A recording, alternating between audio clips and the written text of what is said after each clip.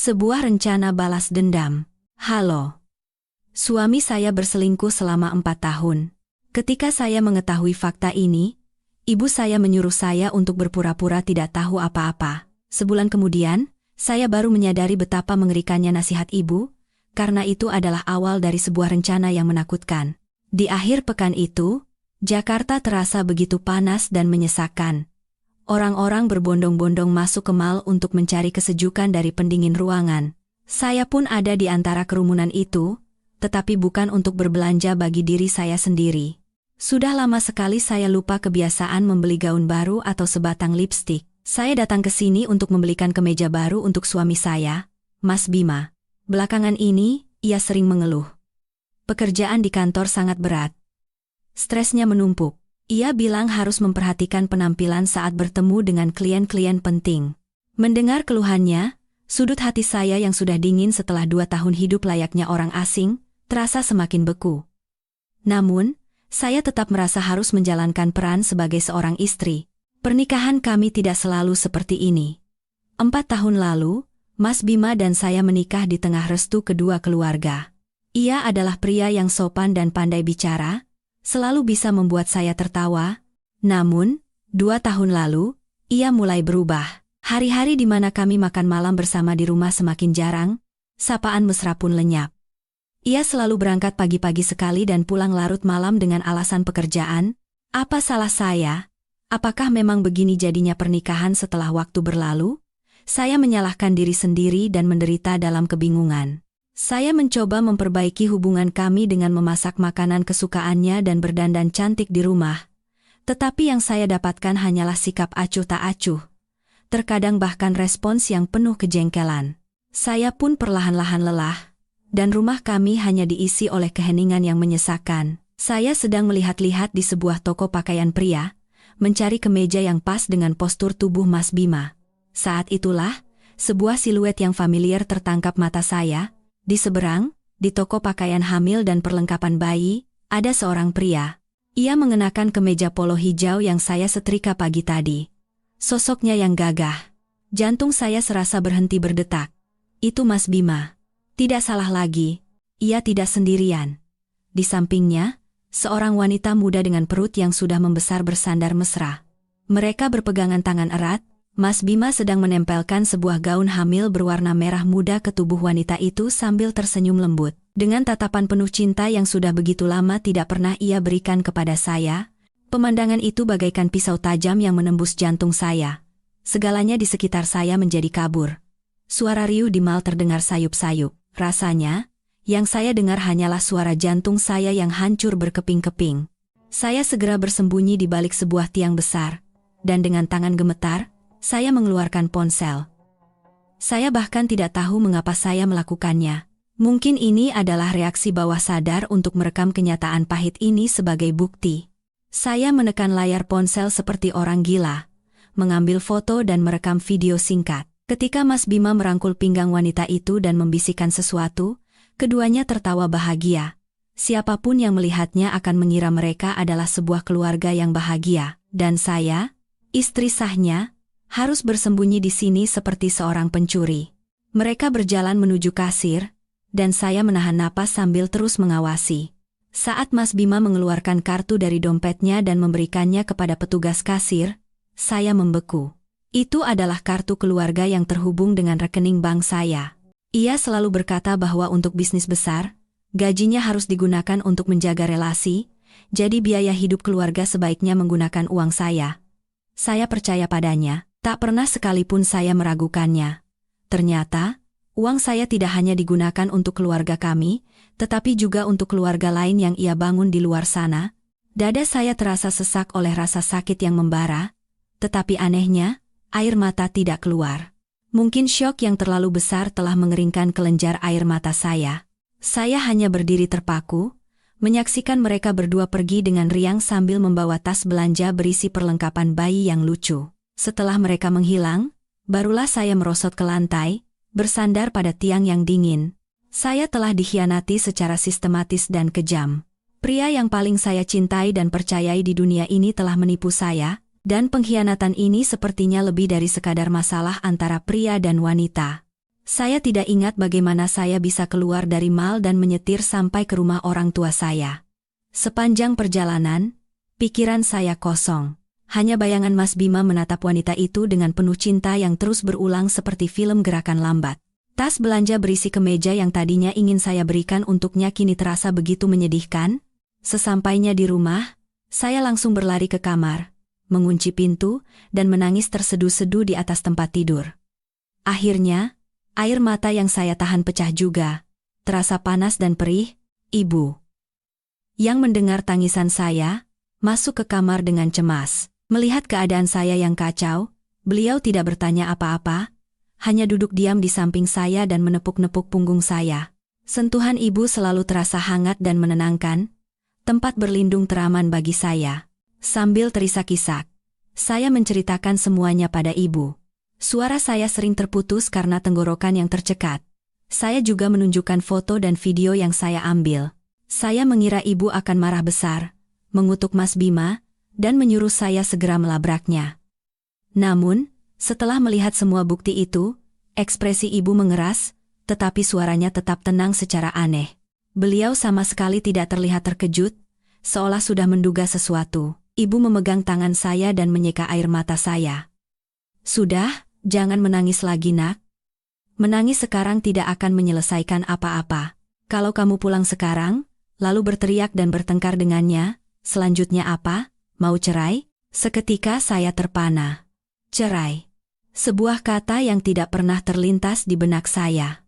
Meskipun hubungan kami dingin dan menyakitkan, saya tidak pernah membayangkan akan berpisah dengan Mas Bima. "Aku tidak tahu, Bu. Aku bingung sekali." Ibu menghela napas panjang. Helaan napas yang syarat dengan pemahaman dan pengalaman seorang yang lebih dulu makan asam garam kehidupan. Ibu menatap lurus ke mata saya dan berkata dengan tegas, "Maya, dengarkan ibu baik-baik. Kalau masalahnya sudah sampai sejauh ini bukan lagi sekadar perselingkuhan biasa. Dia membelikan barang untuk selingkuhannya pakai kartumu. Perlengkapan untuk bayi yang akan lahir pula. Itu artinya dia sudah tidak menganggapmu manusia lagi, dan ini bukti bahwa dia sudah merencanakan semuanya sejak lama. Kalau kamu gegabah dan membuat keributan sekarang, kamu sama saja masuk ke dalam perangkapnya dengan sukarela. Dia pasti akan mengelak. Paling parah, dia akan mengakui semuanya dan mendesakmu untuk cerai saat itu juga. Lalu apa yang tersisa di tanganmu? Hanya beberapa foto yang kamu ambil diam-diam ini? Ini tidak cukup." Setiap kata yang diucapkan ibu seolah menyiramkan air es ke kepala saya. Pikiran saya menjadi jernih. Benar, kalau saya meluapkan semuanya sekarang, saya hanya akan dicap sebagai istri yang cemburu buta, tanpa mendapatkan apa-apa. Mas Bima akan dengan mudah menyangkal semuanya, dan saya akan menjadi pihak yang kalah. Lalu, aku harus bagaimana, Bu? Suara saya masih bergetar. Ibu menggenggam tangan saya lebih erat, seolah menyalurkan kekuatan yang tak terlihat. "Mulai sekarang, kamu harus berpura-pura tidak tahu apa-apa. Di rumah, tetaplah bersikap sebagai istri yang baik dan lembut. Semakin kamu tidak menunjukkan kecurigaan, semakin lengah dia. Selama itu, kamu dan ibu akan diam-diam mengumpulkan bukti. Bukan hanya bukti perselingkuhan, tapi juga soal aset, masalah uang, semuanya. Ini mungkin bukan perbuatannya sendiri. Bisa jadi keluarganya juga tahu dan menutupinya. Kita harus selidiki tuntas apa yang sudah dia lakukan di belakangmu selama 2 tahun ini. Saat semua bukti sudah di tangan kita akan melancarkan satu serangan mematikan yang tidak akan bisa ia elakkan. Anak ibu tidak boleh diperlakukan tidak adil seperti ini." Rencana ibu terdengar menakutkan, tetapi di sisi lain juga memberikan harapan. Harus berpura-pura baik-baik saja, dan setiap hari berhadapan dengan pengkhianat adalah siksaan yang luar biasa. Tapi ibu benar. Sekarang bukan waktunya untuk menjadi lemah. Saya sudah terlalu lama dibohongi. Kini saatnya saya mencari keadilan untuk diri saya sendiri. Ini bukan hanya untuk saya, tetapi juga untuk orang tua saya dan semua pengorbanan yang telah keluarga kami berikan untuk pernikahan ini. Saya menyeka air mata, menarik napas dalam-dalam, dan memantapkan hati. Saya menatap ibu dengan tatapan yang jauh lebih kuat. "Baik, Bu, aku akan melakukan seperti yang ibu katakan. Aku bisa." Ibu mengangguk, dengan sorot mata yang bercampur antara puas dan kasihan. Beliau memeluk saya erat dan berkata, "Bagus, anak ibu harus kuat. Ada ibu di sini, mulai sekarang, ini adalah pertarungan kita berdua." Malam itu, saya kembali ke rumah yang pernah saya sebut sebagai surga. Mas Bima sudah pulang lebih dulu dan sedang menonton TV di ruang tamu. Melihat saya, ia hanya melirik sekilas dan bertanya acuh tak acuh, "Dari mana saja baru pulang?" "Tadi mampir sebentar ke rumah ibu." "Oh ya, aku juga sudah belikan kemeja baru untuk Mas." Saya memaksakan sebuah senyum dan menyerahkan tas belanja padanya. Mas Bima mengambilnya tanpa niat untuk membukanya, hanya berkata, "Oh, ya sudah." Lalu kembali menatap layar TV. Sikap acuh tak acuhnya, pada saat ini, justru menjadi sebuah kelegaan. Ia tidak menyadari sedikitpun perubahan di mata saya, atau betapa kakunya senyum saya. Malam itu, saya berbaring memunggunginya, berpura-pura sudah tidur lelap. Namun, dalam kegelapan, mata saya terbuka lebar. Perang yang sesungguhnya baru saja dimulai. Hari-hari berikutnya adalah periode terpanjang dan paling menyakitkan dalam hidup saya. Tinggal satu rumah, makan satu meja, dan tidur satu ranjang dengan seorang pengkhianat benar-benar seperti neraka. Setiap pagi, saya bangun lebih awal, menyiapkan sarapan, dan menyetrika pakaian kerjanya. Sore hari, saya menyambutnya pulang dan menyiapkan makan malam. Saya memerankan peran sebagai istri yang berbakti dengan sempurna tanpa satu keluhan pun. Saya selalu tersenyum, tetapi hati saya sudah membatu. Mas Bima tampaknya sama sekali tidak menyadari perubahan saya, atau mungkin, ia terlalu sibuk dengan kebahagiaan barunya, sehingga tidak punya waktu untuk peduli pada istrinya yang menyedihkan ini. Semakin sempurna akting saya, semakin lengah dirinya. Ia tetap berangkat pagi dan pulang larut, bersembunyi di kamar mandi untuk menelepon diam-diam, dan buru-buru menghapus pesan-pesan di ponselnya. Namun kini, semua tindak tanduknya tidak bisa lepas dari pengawasan saya. Atas saran ibu, saya memulai penyelidikan saya sendiri, dimulai dari masalah uang. Dulu, saya sepenuhnya mempercayai Mas Bima. Ia memberikan uang belanja bulanan, dan sisanya ia bilang untuk ditabung dan diinvestasikan. Saya tidak pernah bertanya tentang gaji atau bonusnya. Itulah kesalahan terbesar saya. Saya mulai memeriksa kembali semua riwayat transaksi bank di rekening gabungan kami dan rekening pribadi saya selama 2 tahun terakhir. Saya duduk di ruang kerja selama berjam-jam, membandingkan angka-angka, dan akhirnya menemukan sesuatu yang aneh.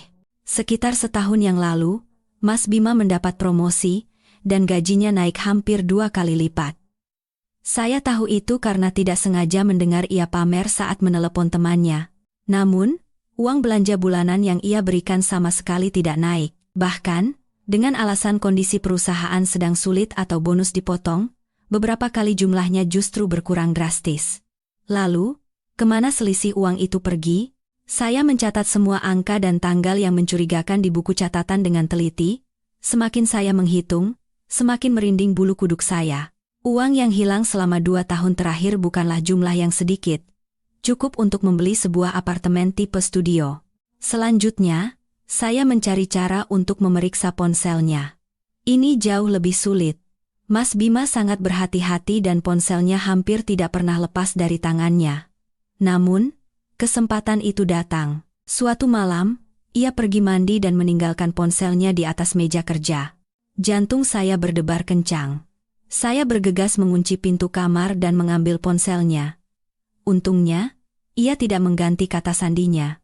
Waktu saya tidak banyak, pesan WhatsApp pasti sudah dihapus.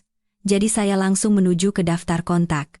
Saya memeriksanya dari atas ke bawah, tetapi tidak ada nama wanita yang mencurigakan. Saat itulah, satu nama yang disimpan dengan aneh menarik perhatian saya, Bapak Tirtayasa, Mutiara Residence. Saya menekan tombol detail. Nomor itu tidak terdaftar di WhatsApp. Insting saya mengatakan ada yang tidak beres. Mengapa nama klien disimpan bersama dengan nama apartemen? Mutiara Residence adalah nama sebuah kompleks apartemen mewah yang baru dibangun di Jakarta Selatan.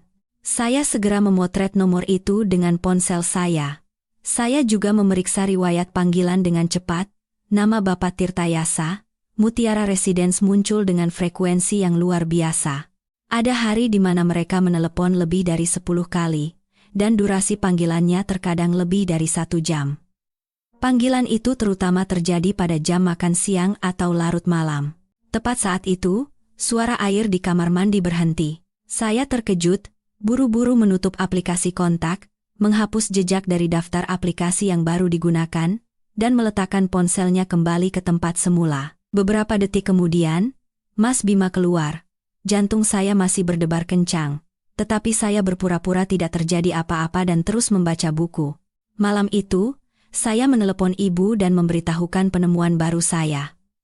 Ibu terdiam sejenak, lalu berkata, "Jangan gegabah menelepon nomor itu, simpan saja dulu. Dan soal Mutiara Residence, besok coba kamu pergi ke apartemen itu. Tapi harus sangat hati-hati. Jangan sampai ketahuan." "Baik, Bu. Masalah uang juga. Terus kumpulkan buktinya. Cetak semua rekening koran dan tandai bagian yang aneh. Semuanya harus dalam bentuk dokumen agar nanti punya kekuatan di pengadilan." Setelah menutup telepon dari ibu, semangat saya kembali. Jalan di depan masih terjal, tetapi saya tidak lagi sendirian. Di samping saya, ada ibu yang menunjukkan langkah demi langkah yang harus saya ambil. Petunjuk pertama telah muncul, dan saya merasa berada di jalan yang benar. Tirai rahasia yang menyelimuti pengkhianatan, Mas Bima perlahan-lahan mulai tersingkap. Keesokan paginya, saya bilang pada Mas Bima akan ke rumah ibu seharian dan baru pulang malam. Ia sama sekali tidak peduli dan hanya mengangguk. Sikap acuh tak acuhnya justru mempermudah rencana saya. Setelah Mas Bima berangkat kerja, saya tidak langsung ke rumah ibu, melainkan mengemudikan mobil ke apartemen Mutiara Residence di Jakarta Selatan. Itu adalah kompleks yang baru, mewah, dan eksklusif. Keamanannya sangat ketat, sehingga orang luar tanpa kartu akses penghuni tidak bisa masuk dengan bebas. Saya memarkir mobil di sebuah kafe di seberang yang memungkinkan saya melihat gerbang utama apartemen dengan jelas. Saya memesan secangkir kopi, duduk di sudut, dan mulai menunggu. Waktu berjalan lambat. Saya sendiri tidak tahu apa yang saya tunggu. Apakah Mas Bima benar-benar akan datang ke sini? Ataukah ini hanya kebetulan? Ratusan pertanyaan berputar-putar di kepala saya. Hampir pukul 12 siang, sebuah mobil yang familiar perlahan-lahan memasuki gerbang apartemen. Mobil Mas Bima. Jantung saya mencelos. Ia berbohong pada saya, bilang akan bertemu klien di Cikarang, tetapi ia muncul di sini pada jam ini. Mobilnya berhenti di depan gerbang keamanan, menempelkan kartu, lalu langsung menuju ke parkiran bawah tanah. Benar saja. Ia entah memiliki unit di sini atau selingkuhannya tinggal di sini. Insting saya benar. Saya duduk di kafe, mengepalkan kedua tangan. Sekarang apa yang harus saya lakukan? Saya tidak bisa masuk ke dalam. Saya duduk berpikir sejenak. Saya tidak bisa hanya menunggu tanpa tujuan seperti ini.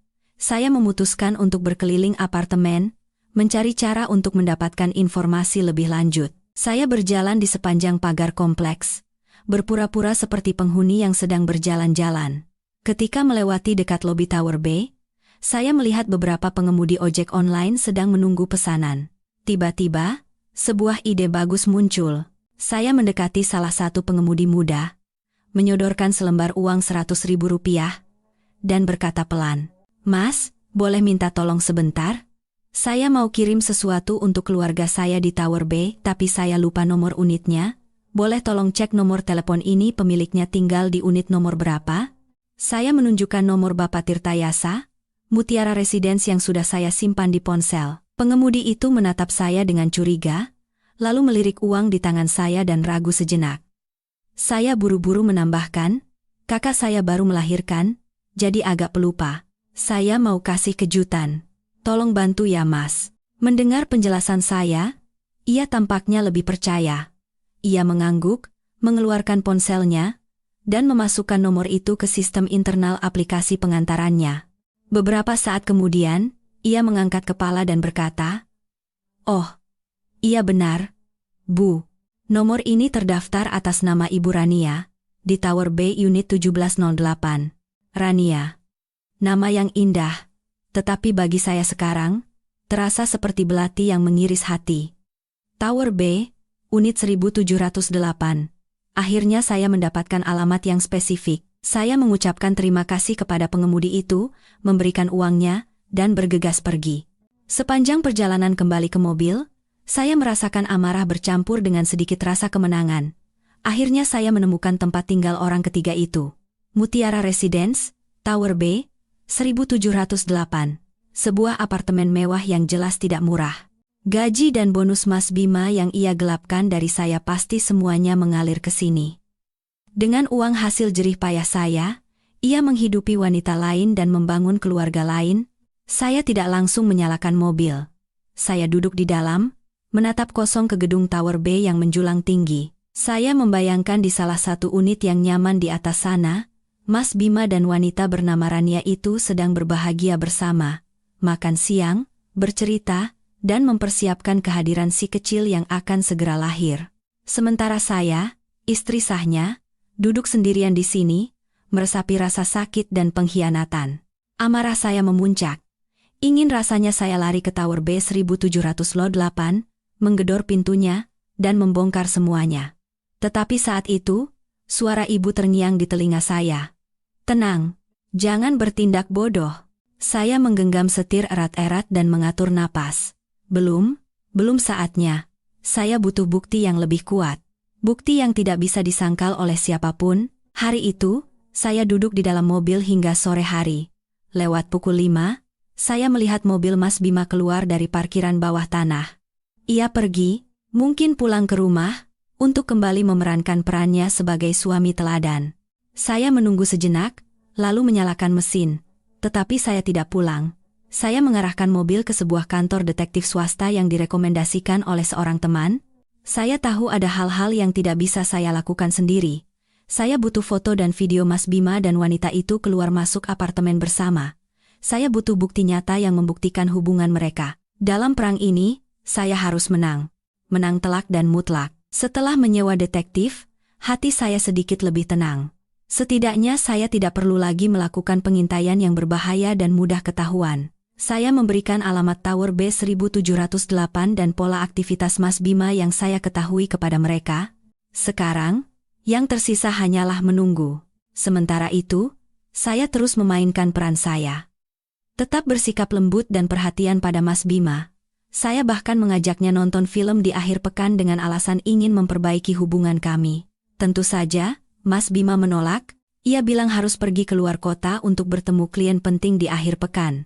Saya hanya tersenyum dan berkata, kalau begitu hati-hati di jalan ya, jaga kesehatan. Namun dalam hati, saya tahu persis siapa dan di mana klien pentingnya itu. Beberapa hari kemudian, saya menerima telepon dari Mbak Dewi, istri dari Pak Tono, rekan kerja sekaligus atasan langsung Mas Bima. Kami cukup akrab dan sesekali minum kopi atau berbelanja bersama. Maya, akhir pekan ini ada waktu? Yuk, kita ke spa bareng sama yang lain. Wajahmu kelihatan agak kusam akhir-akhir ini. Saya menerimanya dengan senang hati. Saya juga butuh teman bicara untuk sedikit meringankan beban di hati. Kami sepakat bertemu di spa langganan kami pada hari Sabtu sore. Saat sedang menikmati pijatan yang menenangkan, Mbak Dewi tiba-tiba bertanya, Maya, aku mau nanya jujur nih. Tapi jangan marah ya, kalian berdua lagi ada masalah? Saya terkejut, tetapi berusaha bersikap biasa saja. Kenapa, Mbak? Nggak ada apa-apa kok. Mbak Dewi menatap saya dengan kasihan, lalu merendahkan suaranya. Soalnya, aku beberapa kali lihat pas lagi makan bareng orang-orang kantor. Sikap Mas Bima itu agak aneh, kayak orang yang hidup sendiri gitu. Karyawan baru yang muda-muda suka godain dia, tapi dia nggak nolak sama sekali, malah kelihatan menikmati. Jantung saya berdebar kencang, tapi saya memaksakan tawa. Bercanda kali. Mbak, Mas Bima kan memang suka bercanda. Mbak Dewi tampak tidak percaya dan menghela napas. Ia ragu sejenak, lalu menceritakan sesuatu yang benar-benar mengejutkan. Ini aku dengar dari orang-orang di divisinya Mas Bima. Katanya, Mas Bima cerita ke semua orang kalau dia sudah cerai sama kamu 2 tahun yang lalu. Sekarang dia dikenal sebagai duda keren di kantor. Semua orang percaya. Lagi pula, selama 2 tahun ini kamu kan gak pernah datang ke acara kantor, dan dia selalu datang sendiri ke acara makan-makan atau gathering. Setiap kata dari Mbak Dewi bagaikan palu godam yang menghantam kepala saya. cerai 2 tahun lalu. Duda keren. Di mata rekan-rekan kerjanya, saya sudah lama bukan lagi istrinya. Ia telah membangun sebuah sandiwara yang sempurna, sebuah jaring kebohongan yang rumit untuk menyembunyikan kehidupan gandanya. Ia tidak hanya menipu saya, tetapi juga semua orang di sekitarnya. Kini, rasa sakit di hati saya berubah menjadi amarah yang tak tertahankan. Ia telah menginjak-injak harga diri saya, meniadakan keberadaan saya, dan membuat pernikahan kami menjadi lelucon belaka. Selama 2 tahun saya di rumah, berjuang untuk keluarga dan mengkhawatirkannya, ia di luar sana sedang memainkan sandiwara yang sama sekali berbeda. Dalam sandiwara itu, ia adalah pria sukses, bebas, dan tanpa ikatan. Melihat wajah saya pucat pasi, Mbak Dewi memegang tangan saya dengan cemas. "Maya, kamu nggak apa-apa? Mungkin orang-orang salah dengar?" Saya menggelengkan kepala dan memaksakan senyum. "Nggak apa-apa, Mbak. Mungkin ada salah paham. Nanti aku coba tanya Mas Bima di rumah." Tapi saya tahu, itu bukan salah paham. Semuanya adalah kebenaran, kebenaran telanjang yang kejam, sikapnya yang dingin, perjalanan dinasnya yang mendadak, ketidakpeduliannya pada keluarga, semuanya kini masuk akal. Karena di dalam hatinya, keluarga ini memang sudah tidak ada lagi. Setelah dari spa, saya tidak langsung pulang. Saya berkeliling di jalanan kota yang ramai tanpa tujuan. Saya pikir saya sudah siap menghadapi yang terburuk, tetapi kebenaran ini menghancurkan saya. Ia bukan hanya berselingkuh. Ia ingin menghapus keberadaan saya sepenuhnya dari hidupnya. Malam itu, ketika Mas Bima pulang, saya menatapnya dengan pandangan yang berbeda. Pria yang duduk di hadapan saya, orang yang pernah saya cintai, suami saya. Tetapi ia terasa begitu asing, seperti orang yang baru pertama kali saya temui. Siapa dia? Berapa banyak kehidupan lain yang ia jalani tanpa sepengetahuan saya? Saya tidak bertanya tentang apa yang dikatakan Mbak Dewi. Saya tahu percuma. Ia hanya akan menyangkal dan membuat alasan lain. Saya hanya mengamati dalam diam, setiap gerak-geriknya, setiap kata-katanya, dan saya sadar. Semuanya bohong. Senyumnya, perhatian palsunya, semuanya adalah bagian dari sandiwara yang ia ciptakan. Malam itu, saya menerima email pertama dari kantor detektif. Email itu berisi foto-foto yang sangat jelas. Mas Bima dan selingkuhannya, Rania, bergandengan tangan mesra memasuki lobi apartemen Mutiara Residence. Mas Bima membawa tas-tas belanjaan besar sementara Rania menggelayut manja di lengannya. Foto mereka berbelanja di supermarket dan makan malam di restoran mewah. Mereka tampak begitu bahagia, seperti pasangan pengantin baru. Saya melihat setiap foto. Jantung saya tidak lagi terasa sakit, yang tersisa hanyalah kehampaan dan kebencian. Jaring kebohongannya akan saya robek-robek dengan tangan saya sendiri. Semakin dalam penyelidikan, saya semakin sadar bahwa pengkhianatan Mas Bima jauh melampaui masalah emosional. Ini seperti gunung es raksasa. Bagian yang terendam di bawah air jauh lebih besar dan menakutkan. Setelah mengetahui fakta mengejutkan bahwa Mas Bima mengaku telah bercerai kepada rekan-rekannya, saya mulai merasakan firasat buruk yang samar tentang rumah yang kami tinggali. Rumah ini kami beli dengan usaha kami berdua, tetapi sebagian besar uang muka pinjamannya dibantu oleh orang tua saya. Saat itu, orang tua saya, yang ingin putri mereka tinggal di tempat yang layak, memberikan sejumlah besar uang dan berkata, "Ini hadiah pernikahan terakhir untukmu, Nak." Mas Bima saat itu selalu berkata akan mengingat kebaikan mertuanya seumur hidup. Mengingatnya sekarang, kata-kata itu terasa begitu pahit. Suatu sore, dengan dalih merapikan ruang kerja, saya mulai menggeledah berbagai macam dokumen. Saya beralasan pada Mas Bima bahwa saya perlu mencari polis asuransi yang lama. Ia mengizinkannya tanpa curiga. Jantung saya berdebar saat membuka laci tempat kami menyimpan sertifikat rumah dan dokumen terkait, surat perjanjian jual-beli, dokumen pinjaman bank, semuanya tersimpan rapi di dalam sebuah map kulit berwarna coklat. Saya dengan hati-hati mengeluarkan sertifikat hak milik, SHM, rumah kami. Saya masih ingat dengan jelas hari ketika kami berdua memegang dokumen ini dengan gembira. Saat itu, ini adalah simbol surga kami. Masa depan kami. Saya membukanya lembar demi lembar, membaca setiap kata dengan teliti, dan jantung saya serasa berhenti. Di halaman kedua, di bagian yang mencantumkan nama pemilik, Di samping nama saya dan Mas Bima, ada 2 nama lagi. Nama ayah mertua dan ibu mertua saya. 4 nama tertulis dengan jelas, dengan stempel merah dari kantor pertanahan. Darah saya seolah membeku. Bagaimana ini bisa terjadi? Mengapa nama mertua saya ada di sini? Hak apa yang mereka miliki atas rumah ini? Saya terduduk lemas di kursi. Pikiran saya kacau. Sekuat apapun saya mencoba mengingat, saya tidak pernah merasa menandatangani dokumen seperti ini. Baik Mas Bima maupun mertua saya tidak pernah mengatakan apapun tentang menambahkan nama mereka di SHM. Lalu, dari mana kedua nama ini muncul? Rasa mual naik ke tenggorokan. Ini bukan lagi pengkhianatan Mas Bima seorang. Ini adalah konspirasi yang direncanakan dengan rapi oleh seluruh keluarganya. Mereka telah memperlakukan saya seperti orang bodoh, orang asing di rumah saya sendiri. Mereka diam-diam telah mengubah aset bersama kami, yang juga berisi jerih payah orang tua saya, menjadi aset bersama seluruh keluarga mereka. Dengan tangan gemetar, saya memotret halaman SHM yang berisi 4 nama itu dan langsung mengirimkannya kepada ibu. Beberapa menit kemudian, telepon dari ibu berdering. Suara ibu juga dipenuhi keterkejutan dan amarah. Ya Tuhan, bagaimana ini bisa terjadi? Kapan mereka melakukan ini? Kamu sama sekali tidak tahu? Aku tidak tahu, Bu. Sungguh. Aku tidak pernah menandatangani dokumen seperti ini. Saya terisak. Ibu terdiam sejenak, menenangkan diri, lalu berkata dengan suara sekeras baja, "Maya, tenang dan dengarkan ibu. Pasti si Bima itu menipumu, menyelipkan dokumen itu di antara surat-surat lain agar kamu menandatanganinya. Mungkin dia menumpuknya dengan dokumen lain agar kamu tidak sempat memeriksa dengan teliti, benar-benar manusia biadab. Tapi tidak apa-apa. Sembunyikan SHM itu baik-baik dan jangan sampai ketahuan kalau kamu sudah tahu. Sisanya serahkan pada ibu. Ibu punya kenalan yang dulu bekerja di BPN. Ibu akan minta tolong padanya untuk memeriksa semua dokumen asli rumah ini. Kita harus cari tahu apakah mereka memalsukan tanda tanganmu atau menggunakan trik lain." Kata-kata ibu bagaikan obat penenang bagi saya. Benar. Saya tidak boleh hancur sekarang. Saya harus mengungkap kebenaran. Pengkhianatan ini sudah keterlaluan. Sekarang mereka menyentuh keluarga saya, cinta dan kerja keras yang diberikan orang tua saya.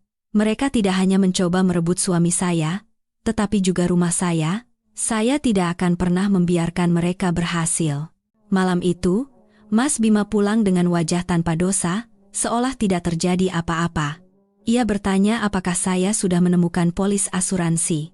Saya tersenyum dingin dan menjawab, "Sudah, Mas, aku simpan baik-baik." Saya menatap matanya dalam-dalam, mencoba mencari jejak pria yang pernah saya cintai.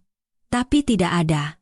Yang tersisa hanyalah kebohongan dan perhitungan. Dia dan keluarganya, mereka telah menenun jaring raksasa untuk menjerat saya dan merampas segalanya.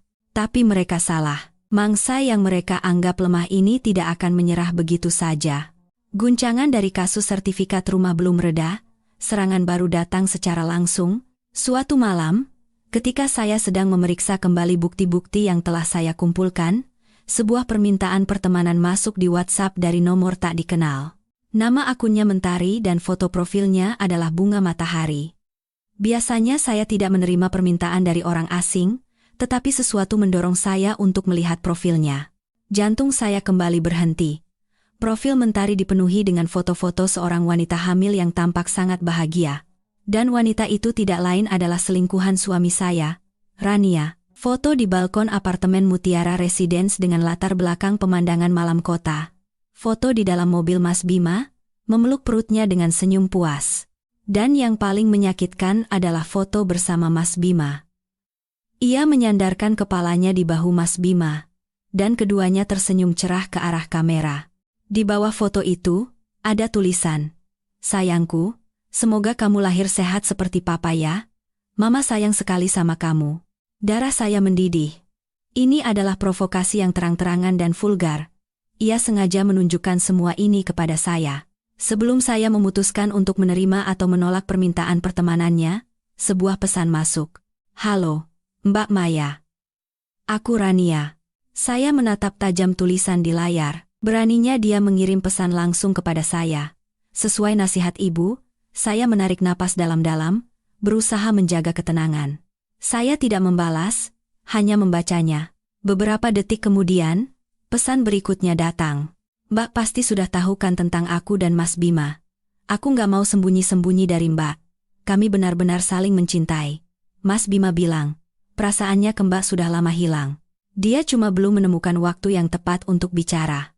Saya menggenggam ponsel begitu erat hingga urat-urat di tangan saya menonjol.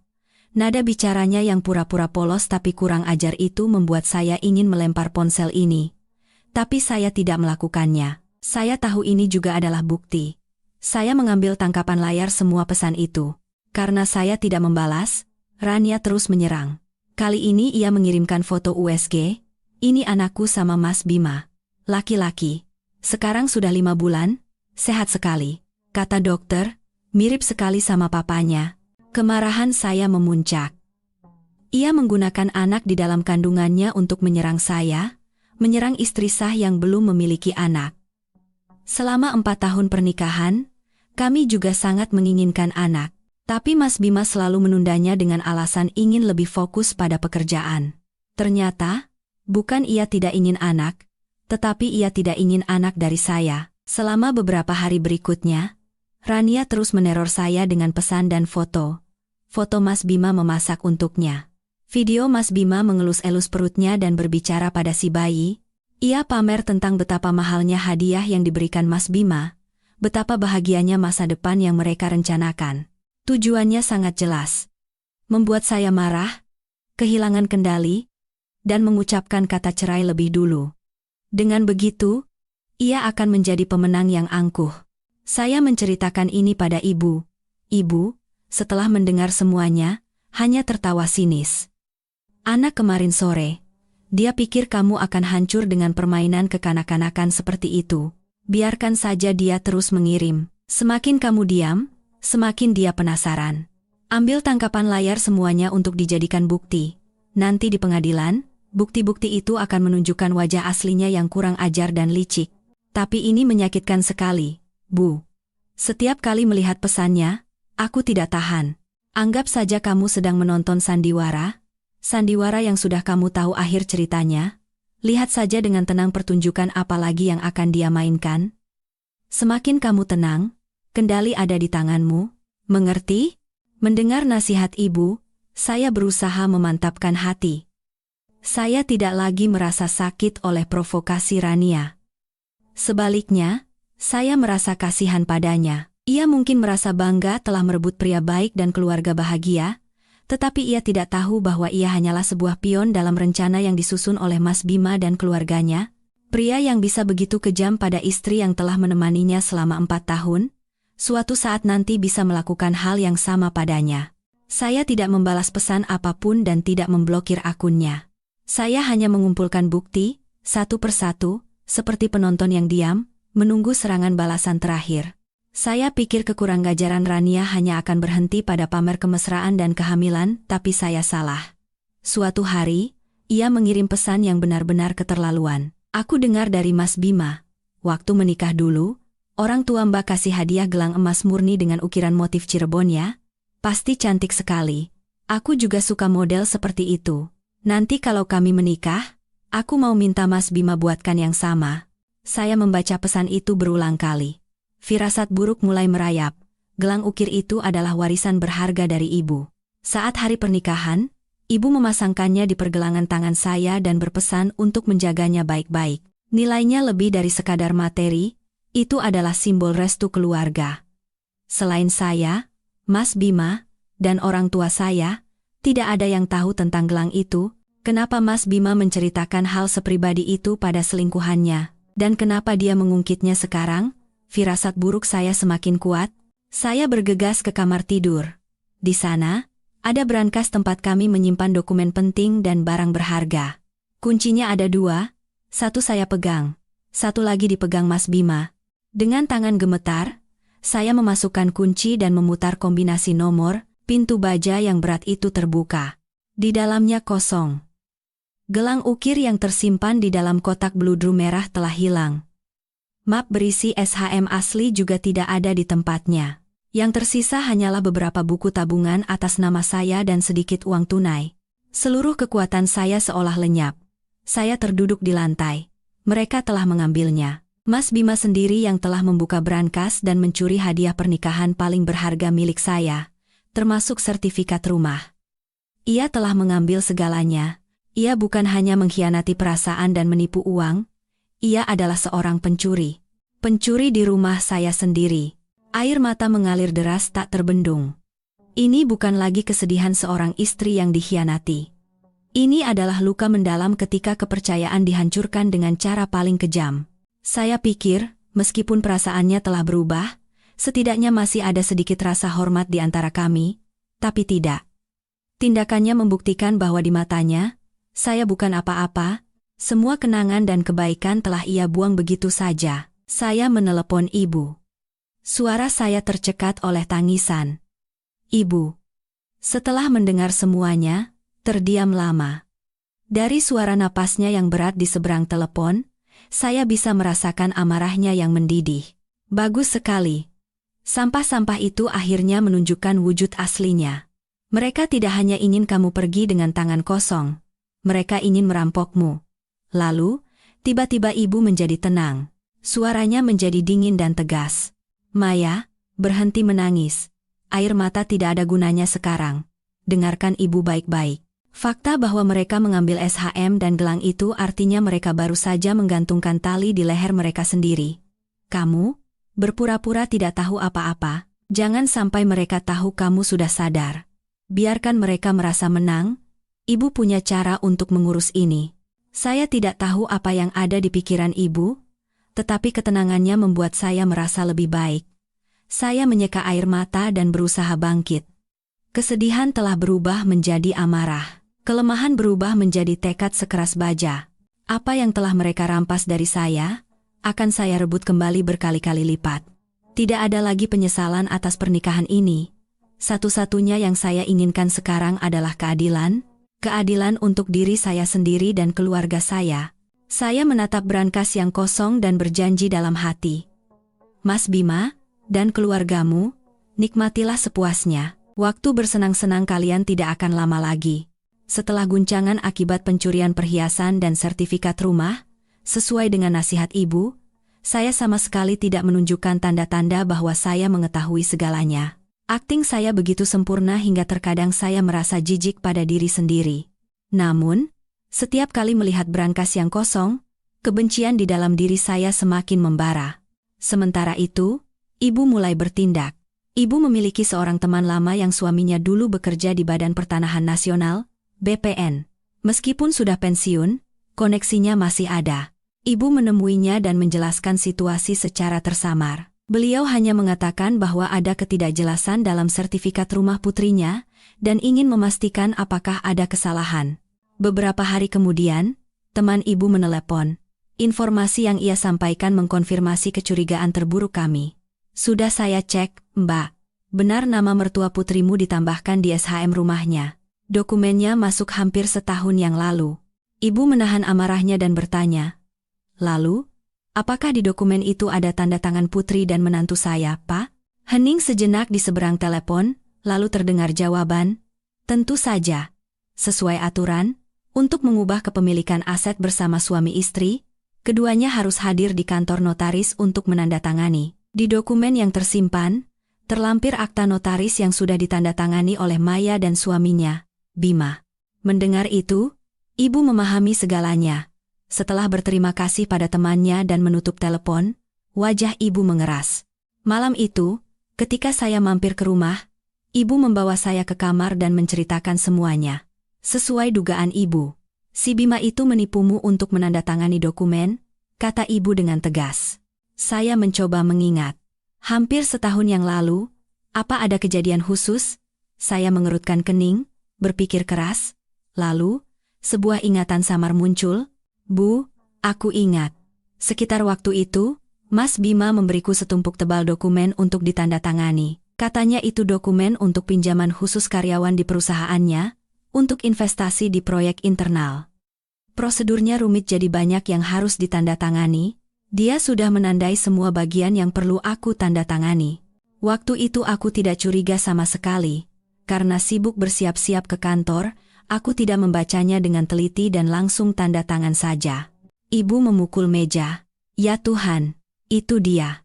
Dia menyelipkan surat persetujuan penambahan nama mertuanya di antara tumpukan dokumen pinjaman itu untuk menipumu. Benar-benar iblis. Dia dan keluarganya sudah merencanakan semuanya sejak lama. Kebenaran terungkap. Selain marah, saya juga menyalahkan diri sendiri karena begitu bodoh dan mudah percaya. Saya telah menandatangani dokumen yang menjual aset saya sendiri tanpa sadar. Konspirasi mereka begitu jahat dan rapi, mereka menggunakan kepercayaan saya untuk menusuk saya dari belakang. Lalu bagaimana sekarang, Bu? Tanda tangannya kan asli punyaku. Bagaimana aku bisa menyangkalnya? Tanya saya cemas. Ibu menatap saya dengan tajam. Tanda tangannya memang asli, tapi tujuan penandatanganannya didasari oleh penipuan. Ini jelas-jelas penipuan dan penggelapan aset. Jangan khawatir, kita tidak akan membongkarnya sekarang. Biarkan mereka percaya kalau rencana mereka berhasil sempurna. Selama itu, kita akan kumpulkan lebih banyak bukti tentang bagaimana kamu ditipu untuk menandatanganinya. Apa kamu ingat siapa lagi yang ada di sana saat itu? Atau ada pesan atau email yang dia kirim tentang pinjaman khusus itu? Saya menggeleng. Waktu itu hanya kami berdua di rumah, dan pembicaraan penting hampir selalu lisan. Bukan lewat pesan, ibu berpikir sejenak. Tidak apa-apa. Kalau tidak ada bukti langsung, kita cari bukti tidak langsung. Serahkan itu pada ibu. Yang harus kamu lakukan sekarang adalah bersikap sangat tenang, berpura-pura lebih lemah dan naif. Dengan begitu, mereka akan semakin lengah dan menunjukkan lebih banyak celah. Saat meninggalkan rumah ibu, hati saya terasa berat. Tetapi di sisi lain juga menjadi jelas. Konspirasi mertua saya telah terungkap. Saya bukan lagi korban yang gemetar dalam ketidakpastian. Saya tahu persis siapa musuh saya dan apa tujuan mereka. Mereka menginginkan segalanya, dan saya tidak akan memberikan apapun kepada mereka. Pertarungan ini bukan lagi sekadar untuk merebut kembali harta, tetapi untuk merebut kembali harga diri dan keadilan yang telah mereka injak-injak. Keluarga Mas Bima sepertinya sama sekali tidak tahu bahwa konspirasi mereka untuk merebut rumah telah kami ketahui. Mereka percaya semuanya berjalan sesuai rencana sempurna mereka dan tetap tenang. Mungkin karena saya tetap diam dan patuh. Mas Bima mulai memasang perangkap baru. Kali ini, perangkap yang jauh lebih besar, menargetkan tabungan pribadi saya. Belakangan ini, sikap Mas Bima tiba-tiba berubah. Ia tidak lagi dingin dan acuh tak acuh, melainkan menjadi sangat manis dan perhatian. Ia pulang lebih awal, sesekali membawakan bunga, bahkan membantu pekerjaan rumah. Ia membicarakan kenangan masa pacaran kami dan masa depan yang pernah kami rencanakan bersama. Aktingnya begitu sempurna. Jika saya tidak tahu wujud aslinya, mungkin saya akan luluh dan percaya bahwa ia benar-benar menyesal. Tapi saya tidak. Perubahan mendadak ini justru membuat saya semakin waspada. Di balik manisnya ini, pasti ada konspirasi yang lebih pahit. Dan dugaan saya tidak meleset. Suatu malam setelah makan malam, Mas Bima membuatkan saya secangkir teh melati, duduk di samping saya, dan berkata dengan wajah bersemangat, "Sayang, ada yang mau aku bicarakan sama kamu." "Ada apa, Mas?" tanya saya pura-pura penasaran. Ia merendahkan suaranya dengan ekspresi rahasia. "Perusahaanku sedang ada proyek properti besar di Bali, dan mereka membuka penggalangan dana internal. Ini kesempatan khusus untuk level manajer ke atas, jadi orang luar sama sekali tidak tahu. Keuntungannya dijamin minimal 30% per tahun. Investasi yang sangat aman." Saya menyesap teh sambil tertawa dalam hati. Lagi-lagi modus investasi internal. Tapi saya tetap berpura-pura tertarik. Wah, benarkah? Keuntungannya setinggi itu? Tapi apa tidak berisiko? Tenang saja. Proyek ini sudah disetujui oleh petinggi, dan dokumen hukumnya sempurna. Aku sudah cek semuanya. Ini pasti berhasil. Aku berencana memasukkan semua tabunganku ke sini, tapi masih kurang sedikit. Ia berhenti bicara dan menatap saya dengan tatapan penuh arti. Saya tahu, puncak sandiwaranya akan dimulai. "Kurang berapa, Mas?" "Aku sudah hitung, kalau ada tambahan sekitar 1 miliar rupiah lagi, porsi investasi kita akan sangat bagus. Bisa dapat keuntungan maksimal. Aku ingat kamu punya rekening tabungan dengan jumlah segitu kan? Uang yang dulu diberikan ibumu. Tujuannya jelas, 1 miliar rupiah. Uang itu diberikan orang tua saya untuk berjaga-jaga. Saya menyimpannya di rekening deposito dan hampir tidak pernah menyentuhnya. Mas Bima tahu persis tentang keberadaan uang ini. Melihat saya diam, ia memegang tangan saya dan berkata dengan nada memohon, "Maya, aku tahu itu uangmu. Tapi coba pikirkan, kita ini suami istri. Uangmu uangku juga, uangku uangmu juga. Kita investasi bersama, nanti kalau untung, kita nikmati bersama. Nanti aku belikan semua yang kamu mau. Kita juga pergi liburan. Aku akan tebus semua waktuku yang dulu terlalu fokus kerja dan mengabaikanmu." Kata-katanya begitu manis dan meyakinkan. Ia melukiskan masa depan yang indah, secara licik memanfaatkan psikologi seorang istri yang berharap hubungan mereka membaik. Jika ini terjadi beberapa bulan yang lalu, mungkin saya akan memberikan semua uang itu kepadanya tanpa ragu. Tapi sekarang, rasanya hanya lucu. Namun, saya tidak langsung menolak. Saya ingin melihat bagaimana ia akan melanjutkan sandiwaranya. Saya berpura-pura ragu. Tapi itu uang yang sangat besar. "Mas, aku butuh waktu untuk berpikir." Mas Bima segera bersikap seolah mengerti. "Tentu saja. Pikirkan baik-baik. Tapi jangan terlalu lama. Slot investasinya terbatas, jadi harus diputuskan dalam minggu ini. Teman-teman kantorku juga berebut mau ikut." Selama beberapa hari berikutnya, Mas Bima terus mendesak saya. Ia menunjukkan dokumen-dokumen internal proyek dan tabel dengan tingkat keuntungan yang tinggi. Ia bahkan meminta seorang temannya untuk menelepon saya, berpura-pura sebagai ahli investasi, untuk kembali meyakinkan saya tentang keamanan dan profitabilitas proyek tersebut. Semuanya diatur dengan rapi tanpa celah. Saya berakting seolah-olah sudah sepenuhnya yakin. Saya mengatakan pada Mas Bima bahwa saya setuju untuk berinvestasi dan akan pergi ke bank di akhir pekan untuk mencairkan uangnya. Mas Bima tidak bisa menyembunyikan kegembiraannya. Ia memeluk saya erat, mengucapkan terima kasih, dan melontarkan berbagai janji. Melihat senyum kemenangan yang tak bisa ia sembunyikan di wajahnya, saya merasakan kebencian yang tak terbatas. Perangkap telah dipasang. Tapi ia tidak tahu, mangsa yang ia incar juga sedang bersiap menjebaknya. Jumat, hari yang dijanjikan untuk pergi ke bank dan melakukan transaksi, tiba. Pagi itu, Mas Bima bangun sangat pagi, tampak begitu gembira. Ia mengeluarkan pakaian terbaiknya, menyetrikanya, dan bersiul riang. Ia bahkan masuk ke dapur, menawarkan bantuan menyiapkan sarapan, sesuatu yang tidak pernah ia lakukan selama 4 tahun terakhir. Melihatnya, saya tahu ia sedang tidak sabar menunggu saat-saat di mana 1 miliar rupiah itu jatuh ke tangannya. Saya juga bersiap-siap. Saya mengenakan gaun sederhana, merias wajah tipis, dan tidak lupa membawa buku tabungan serta KTP. Saya sudah memberitahu rencana Mas Bima kepada ibu. Ibu hanya berkata satu kalimat, "Ikuti saja. Sisanya biar ibu yang urus." Tepat pukul 9 pagi, saya dan Mas Bima berangkat bersama. Ia membukakan pintu mobil untuk saya dengan mesra, seperti saat kami masih pacaran. Sepanjang perjalanan ke bank, ia tidak henti-hentinya berceloteh tentang rencana apa yang akan kami lakukan dengan keuntungan investasi nanti. "Kita ganti mobil yang lebih besar ya.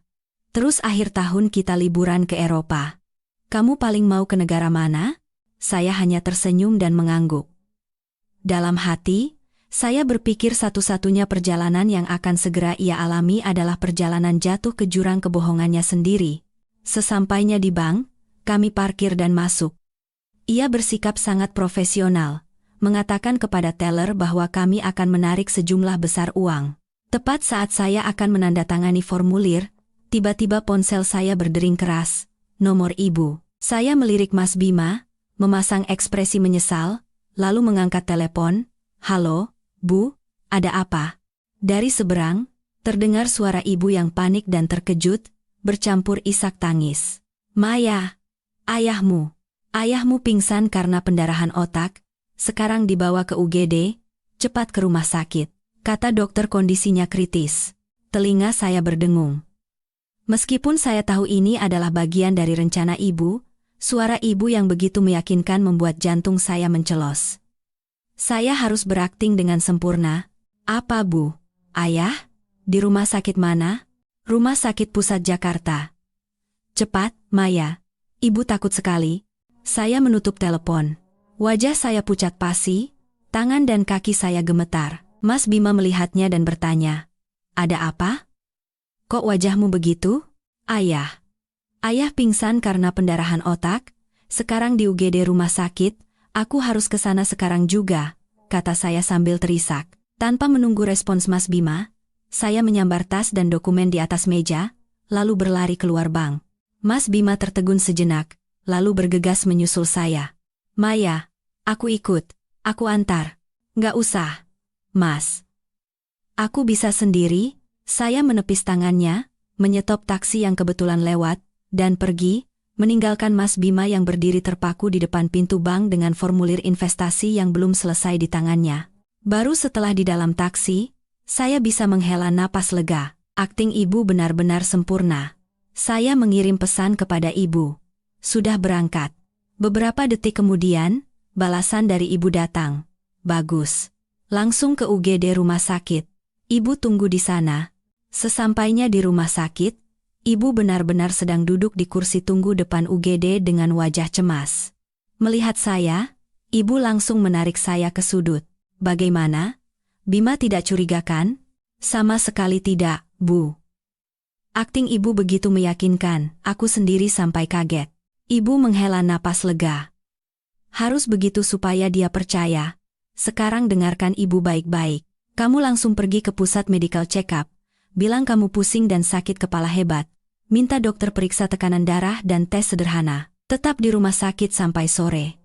Nanti ibu akan telepon Bima, bilang ayah sudah lewat masa kritis, tapi kamu syok sampai pingsan dan harus dirawat untuk observasi. Dengan begitu, dia tidak akan curiga lagi." "Lalu uangnya bagaimana, Bu?" "Buku tabungannya berikan ke ibu. Ibu akan langsung ke bank sekarang, ambil semua uangnya dan pindahkan ke rekening lain yang aman. Ini tidak bisa ditunda." Saya mengangguk dan memberikan buku tabungan kepada ibu. Melihat punggung ibu yang bergegas pergi, hati saya terasa pilu. Saya merasa bersalah karena ibu harus bersusah payah merencanakan semua ini demi saya. Saya berjanji pada diri sendiri, untuk membalas kebaikan ibu dan untuk segera mengakhiri sandiwara busuk ini, saya harus menjadi lebih kuat. Rencana penipuan 1 miliar rupiah Mas Bima gagal total. Ia tidak hanya gagal mendapatkan uang, tetapi juga menanamkan kecurigaan yang lebih besar pada saya dan menambahkan bukti baru atas tindakan penipuannya. Setelah kegagalan rencana investasi ayah, Mas Bima tampak sangat kecewa dan kesal. Ia tidak lagi melanjutkan akting manis dan perhatiannya, kembali menjadi dingin dan acuh tak acuh seperti sebelumnya. Ia terus menanyakan soal 1 miliar rupiah itu, menuduh saya telah menyia-nyiakan keberuntungan besar bagi keluarga kami. Saya hanya beralasan bahwa dengan kondisi ayah yang sakit, saya tidak punya waktu untuk memikirkan masalah uang dan harus fokus merawat ayah. Selain itu, biaya rumah sakit dan obat-obatan tidak sedikit, jadi uang itu harus saya simpan sebagai dana darurat. Mendengar itu, Mas Bima hanya bisa marah-marah dan pergi. Ia sama sekali tidak tahu bahwa seluruh uang itu sudah aman dipindahkan ke rekening lain atas nama ibu. Rencananya yang gagal sepertinya membuat Mas Bima benar-benar kehilangan kesabaran. Frekuensi kepulangannya ke rumah semakin berkurang. Terkadang, saya tidak melihat wajahnya selama 3 hari. Ia bilang sedang dinas keluar kota, tetapi saya tahu ia sedang bersama wanita itu di apartemen Mutiara Residence. Suatu minggu sore, dalam perjalanan pulang dari rumah orang tua, saya merasakan dorongan aneh. Apa yang sedang mereka lakukan sekarang setelah gagal merampas uang saya? Apakah mereka sedang merencanakan konspirasi lain? Saya mengarahkan mobil ke apartemen Mutiara Residence. Kali ini, saya tidak ke kafe di seberang. Saya memarkir mobil di gang yang agak jauh dan berjalan kaki mendekati apartemen. Bukan untuk memastikan apakah Mas Bima ada di sana. Saya hanya berpikir, mungkin dengan berkeliling, saya bisa menemukan sesuatu secara kebetulan. Ketika melewati sebuah kafe kue mewah di area komersial tepat di bawah Tower B, sebuah pemandangan yang familiar menarik perhatian saya. Di balik jendela kaca yang besar, saya melihat Mas Bima. Ia tidak hanya bersama Rania, tetapi juga bersama ayah dan ibu mertua saya. Keempatnya duduk mengelilingi sebuah meja bundar dalam suasana yang sangat harmonis dan ceria. Ibu mertua saya sedang mengupaskan apel dan menyuapkannya ke mulut Rania. Ayah mertua saya tertawa sambil bercakap-cakap dengan Mas Bima. Dan Mas Bima, duduk di samping Rania, Satu tangannya diletakkan di atas perut buncit Rania, sementara tangan lainnya sesekali dengan lembut menyibakkan rambut yang jatuh di dahi Rania. Mereka benar-benar tampak seperti sebuah keluarga yang sempurna. Keluarga yang bahagia dan utuh, sedang menantikan kelahiran anggota baru. Saya berdiri membeku di luar, hanya dipisahkan oleh selembar kaca. Semua suara di sekitar saya lenyap. Suara mobil, suara orang-orang, tidak terdengar. Yang saya lihat hanyalah pemandangan itu. Pemandangan yang begitu indah, namun begitu kejam. Ternyata, semua yang saya curigai adalah benar. Tidak hanya Mas Bima, tetapi seluruh keluarganya, ayah dan ibu mertua yang pernah saya hormati seperti orang tua sendiri, mereka semua tahu, bukan hanya tidak melarang putra mereka justru dengan senang hati menerima hubungan terlarang ini, bahkan mendukungnya secara aktif. Mereka bersama-sama menipu saya, bersama-sama merencanakan untuk merampas harta saya demi memberikan jalan bagi selingkuhan dan cucu yang akan lahir itu. Sebuah aliansi keluarga telah terbentuk untuk melawan saya seorang diri. Di mata mereka, saya hanyalah penghalang, duri yang harus dicabut. Kebaikan saya sebagai menantu selama bertahun-tahun, perhatian dan pengabdian saya, semuanya tidak ada artinya.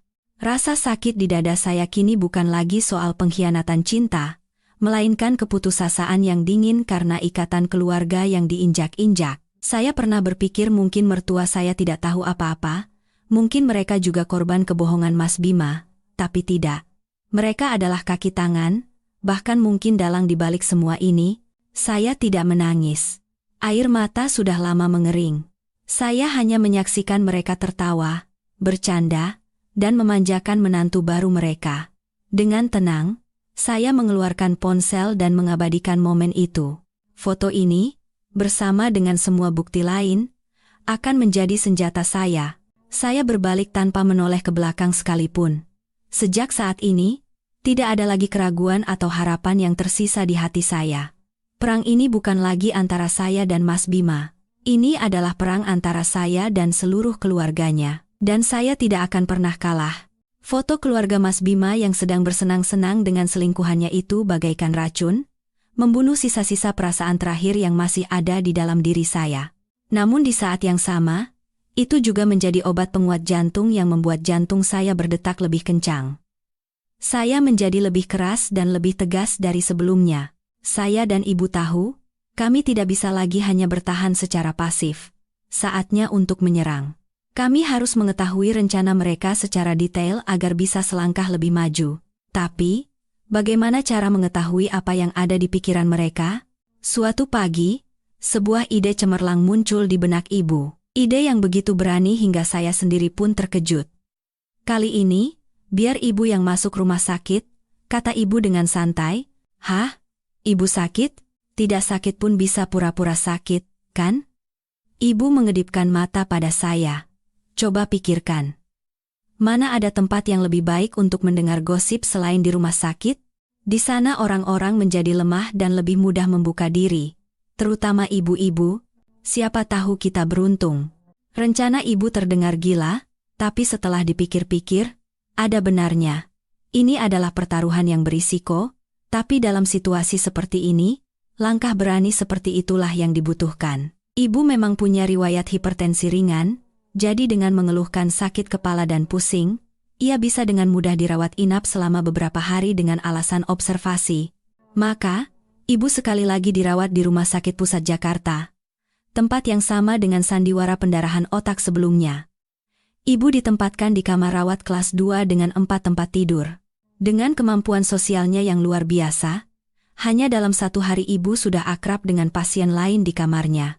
Beliau membawa buah-buahan dan makanan ringan untuk dibagikan, menanyakan penyakit mereka dan menghibur, serta menceritakan kisah-kisah lucu untuk mencairkan suasana, dan keberuntungan yang luar biasa datang pada kami. Sore itu, seorang wali pasien baru masuk untuk menempati tempat tidur terakhir yang kosong.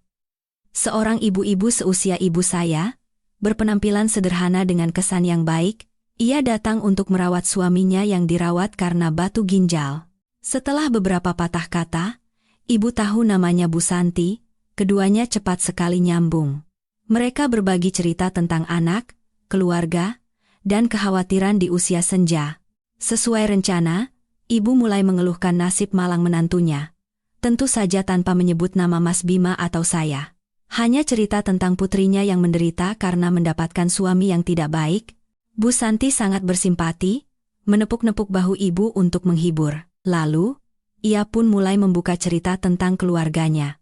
Dengar cerita ibu, saya jadi sedih ingat keponakan saya. Keponakan saya, Rania. Dia juga banyak menderita karena cinta, tapi untungnya sekarang ketemu pemuda yang baik sekali. Manajer di perusahaan besar, ganteng, mapan. Katanya pemuda itu akan segera cerai dengan istrinya dan menikah dengan keponakan saya. Mendengar nama Rania, jantung ibu berdebar, tapi ekspresinya tidak berubah sedikit pun. Ibu berpura-pura terkejut dan bertanya, "Wah, beruntung sekali ya keponakan ibu. Tapi kenapa suaminya mau cerai? Istrinya ada masalah apa?" Bu Santi, yang merasa menemukan teman curhat yang pas, tanpa ragu menceritakan semuanya, ia mendekatkan wajahnya ke telinga ibu dan berbisik, seolah itu adalah rahasia besar. "Aduh, jangan ditanya, Bu. Istrinya itu sudah tua tapi mandul. Sudah menikah bertahun-tahun tapi tidak ada kabar. Mertuanya kan sudah menunggu-nunggu cucu untuk penerus keluarga. Untungnya keponakan saya pintar, langsung hamil anak laki-laki. Calon kakek neneknya sayang sekali, dianggap seperti emas. Beberapa hari lalu, mereka sekeluarga makan bareng, calon ibu mertuanya sampai mengupaskan buah dan menyuapinya. Ibu merekam setiap kata yang diucapkan Bu Santi. Ibu terus memancing cerita, lalu kapan mereka akan menikah? Ya setelah melahirkan dulu. Keponakan saya sebentar lagi melahirkan. Kata pemuda itu, namanya Bima, kalau anaknya sudah lahir, dia punya alasan kuat untuk langsung cerai. Masalah rumah dan harta juga sudah diurus semua sama calon mertuanya. Katanya istri yang sekarang cuma bisa diusir dengan membawa baju di badan saja. Sudah tidak bisa punya anak? Mau melawan bagaimana lagi? Bu Santi dengan bangga menceritakan rencana calon besannya. Sama sekali tidak sadar bahwa ibu dari istri mandul itu sedang duduk di hadapannya. Setelah mendengar semuanya, meskipun di dalam hati ibu mendidih, di luar beliau berpura-pura bersimpati. Kasihan sekali ya, di zaman sekarang wanita yang tidak bisa punya anak, tapi syukurlah keponakan ibu nasibnya baik. Malam itu, setelah Bu Santi tertidur, ibu diam-diam keluar ke koridor dan menelepon saya. Ibu menceritakan semua percakapan itu tanpa ada yang terlewat. Mendengarnya, seluruh tubuh saya gemetar karena marah. Semua rencana mereka telah terungkap. Mereka sedang menunggu kelahiran anak itu. Menggunakan si bayi sebagai kartu truf terakhir untuk menyudutkan saya dan secara sah merampas segalanya milik saya. Sekarang ibu tahu, suara ibu di seberang telepon sedingin es. Kalau mereka mau pertarungan terbuka, kita layani, biarkan mereka bersenang-senang, biarkan anak itu lahir, karena saat itulah, tirai sandiwara menjijikan ini akan ditutup. Setelah itu, waktu berjalan dalam ketegangan yang mencekam. Saya dan ibu, karena sudah mengetahui semua rencana mereka, bisa menebak setiap langkah Mas Bima. Frekuensi kepulangannya ke rumah semakin jarang, dan setiap kali pulang, ia membawa aura yang berat dan tidak nyaman.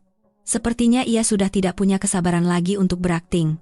Tatapan dan nada bicaranya dipenuhi penghinaan yang terang-terangan. Laporan dari kantor detektif terus berdatangan. Perut Rania semakin membesar, dan hari perkiraan lahirnya semakin dekat. Mas Bima menemaninya membeli perlengkapan bayi, mengantarnya kontrol ke dokter kandungan, memerankan peran sebagai suami yang berbakti. Melihat foto-foto itu, saya tidak lagi merasakan sakit, yang tersisa hanyalah penghinaan yang tak terbatas. Dan akhirnya, hari itu tiba. Suatu Senin pagi, Mas Bima terburu-buru mengemasi barang. Dengan suara yang dibuat-buat ceria, ia berkata pada saya, "Sayang, aku sepertinya harus dinas mendadak ke Surabaya beberapa hari. Ada proyek besar. Jaga rumah baik-baik ya, jaga kesehatan juga." "Iya, Mas, hati-hati di jalan." Saya tersenyum, membantunya membereskan koper, dan menyetrika beberapa kemeja, memainkan peran sebagai istri yang baik sampai akhir. Ia memeluk saya sekilas, lalu bergegas pergi. Begitu mobilnya menghilang dari gerbang, senyum di wajah saya pun lenyap. Saya tahu persis apa proyek besarnya itu. Kurang dari 1 jam kemudian, pesan dari detektif masuk. Target tidak ke bandara, melainkan menuju RSIA Bahagia di Jakarta Selatan. Bersama pesan itu, terlampir foto mobil Mas Bima yang terparkir di rumah sakit. Seharian itu, saya merasa seperti menonton film yang disiarkan langsung. Pembaruan datang terus-menerus melalui foto dan pesan. Foto Mas Bima dan mertua saya duduk cemas namun penuh harap di kursi tunggu depan ruang bersalin. Beberapa jam kemudian, foto lain datang. Mas Bima menggendong bayi mungil yang kemerahan dengan senyum merekah penuh kebahagiaan. Mertua saya di sampingnya tidak berhenti tersenyum. Mata mereka tidak lepas dari cucu mereka dengan penuh kebanggaan. Pesan itu berbunyi, bayi laki-laki, 3,2 kilogram. Ibu dan bayi sehat. Putranya telah lahir. Anak yang ditunggu-tunggu oleh seluruh keluarganya, kartu truf terpenting dalam rencana mereka akhirnya muncul. Selama beberapa hari berikutnya, Mas Bima hanya tinggal di rumah sakit.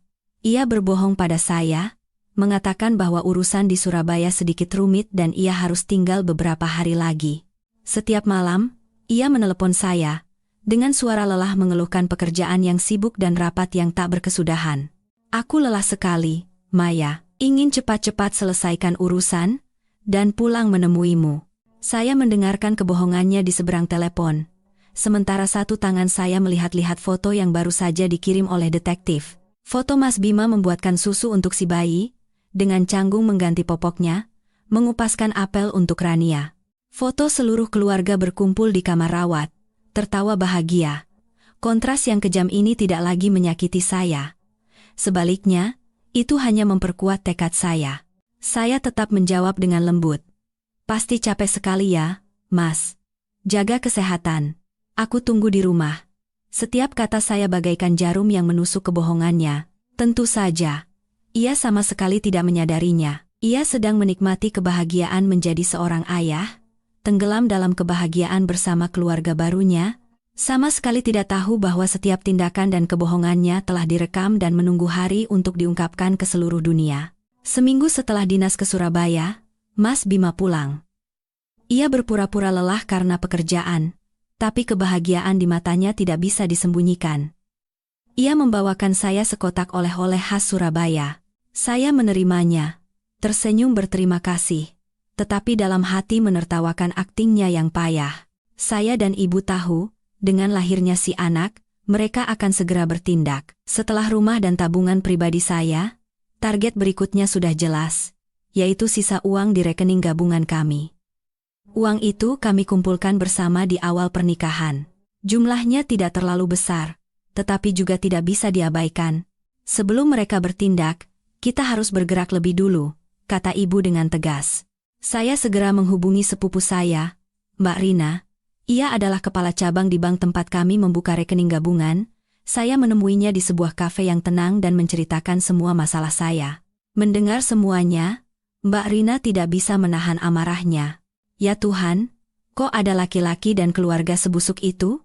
Tenang, Maya. Aku bantu. Kamu kan pemilik rekening bersama, jadi punya hak penuh untuk menarik uang. Besok kita urus. Keesokan paginya, saya bertemu Mbak Rina di bank.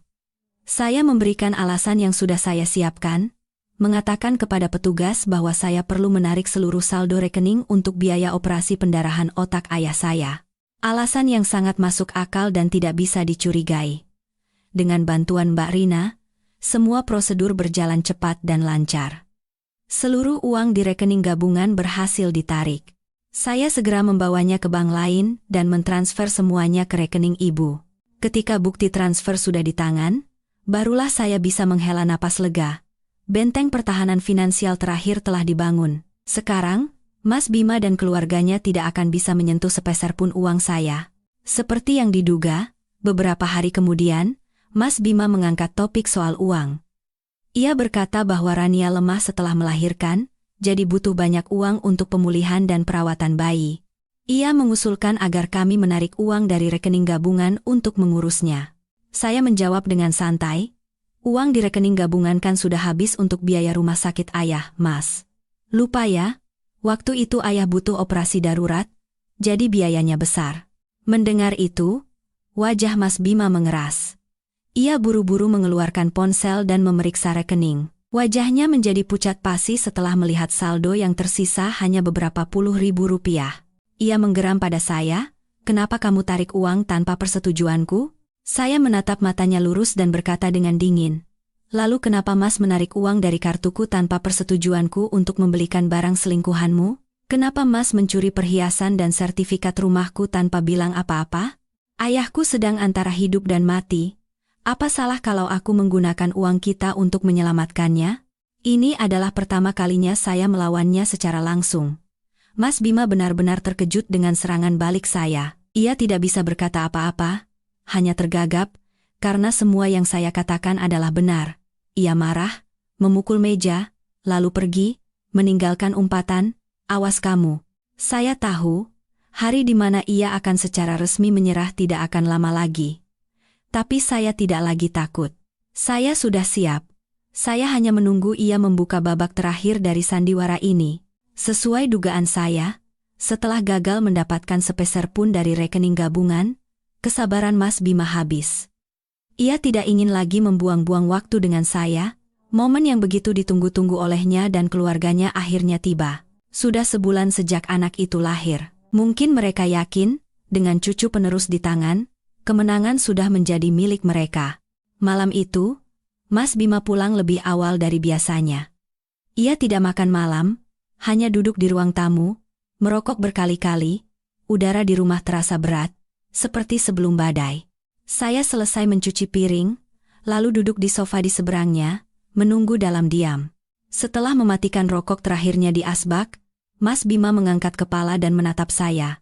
Tatapannya sedingin es. "Kita cerai." 4 kata itu diucapkan dengan datar, seolah sedang membicarakan cuaca. Saya tidak terkejut. Saya sudah menunggu kata-kata ini begitu lama. "Tadi bilang apa?" Aku tidak dengar. Meskipun jantung saya mencelos, saya bertanya dengan santai. Ia berteriak tidak sabar, "Cerai." "Tidak dengar? Perasaan kita sudah lama hilang. Aku punya wanita lain, dan kami punya anak laki-laki. Mari kita saling melepaskan." Ia mengeluarkan setumpuk dokumen yang sudah disiapkan dari tasnya dan melemparkannya ke arah saya. "Surat cerai dan perjanjian pembagian harta. Aku sudah tanda tangan. Baca, lalu kamu tanda tangan juga." Saya mengambil dokumen itu tanpa gemetar sedikit pun. Saya membacanya, isinya jauh lebih buruk dari yang saya bayangkan. Ia menawarkan uang ganti rugi sebesar 300 juta rupiah. Sebagai gantinya, saya harus segera pergi dari rumah ini dan melepaskan hak atas semua aset lainnya. Mengenai rumah, tertulis, rumah ini adalah aset bersama tergugat dan orang tuanya, sehingga penggugat tidak berhak menuntut pembagian. Setelah selesai membaca, saya mengangkat kepala, menatapnya, dan tertawa sinis. Apa ia masih menganggap saya wanita bodoh yang dulu? 300 juta? 4 tahun hidup sebagai istrimu, pengorbananku untuk rumah ini, jerih payah orang tuaku, semuanya kamu anggap hanya seharga 300 juta? Mas Bima tersenyum menghina. "Jangan serakah. 300 juta itu juga karena aku masih punya sedikit rasa kasihan. Kamu tidak tahu di SHM rumah ini ada nama orang tuaku? Kamu tidak punya hak apa-apa. Tidak mau tanda tangan juga percuma. Kalaupun kita ke pengadilan, kamu tidak akan dapat lebih dari ini, hanya akan mempermalukan diri sendiri." Ia begitu percaya diri, berpikir semua bukti menguntungkannya. Ia berpikir saya tidak tahu apa-apa tentang konspirasi kotor keluarganya. Ia berharap saya akan menangis, memohon, atau mengamuk, tapi saya tidak melakukan apapun dari itu. Saya meletakkan dokumen itu dengan tenang di atas meja. Lalu, saya menatap matanya lurus dan berkata dengan sangat tenang, "Baik, aku akan tanda tangan." Mas Bima tertegun. Reaksi saya benar-benar di luar dugaannya. Ia tidak menyangka saya akan setuju semudah ini. "Kamu serius?" "Iya," saya mengangguk. "Tapi sebelum tanda tangan, aku punya satu permintaan kecil." "Permintaan? Apa?"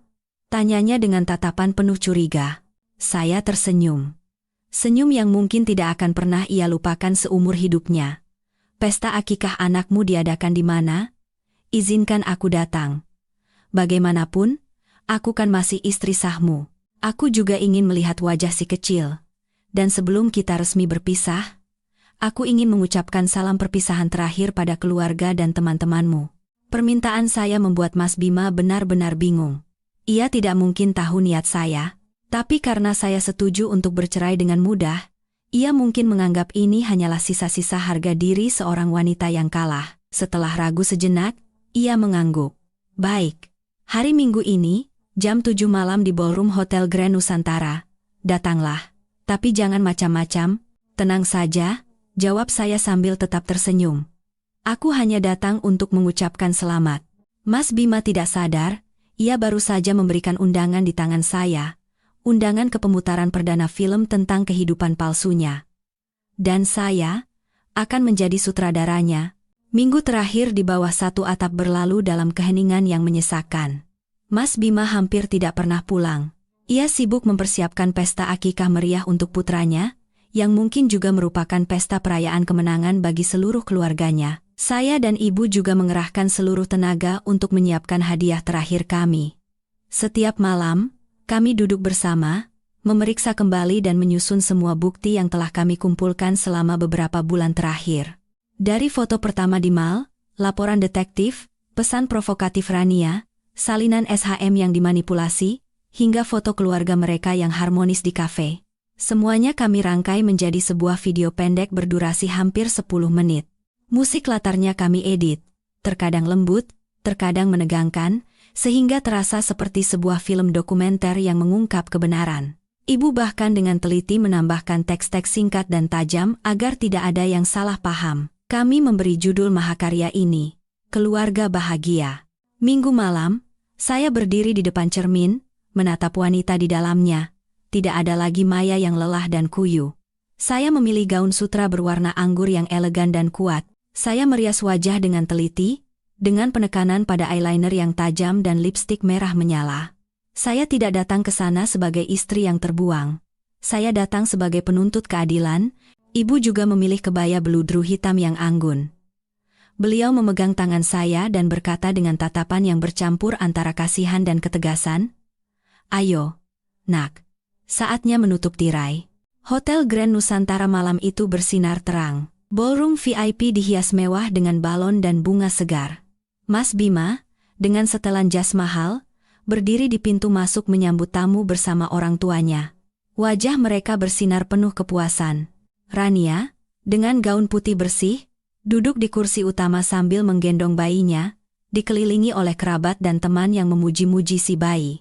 Kehadiran saya dan ibu membuat suasana di pintu masuk membeku sesaat.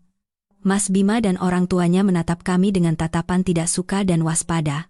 Tapi di depan para tamu, mereka tidak punya pilihan selain memaksakan senyum.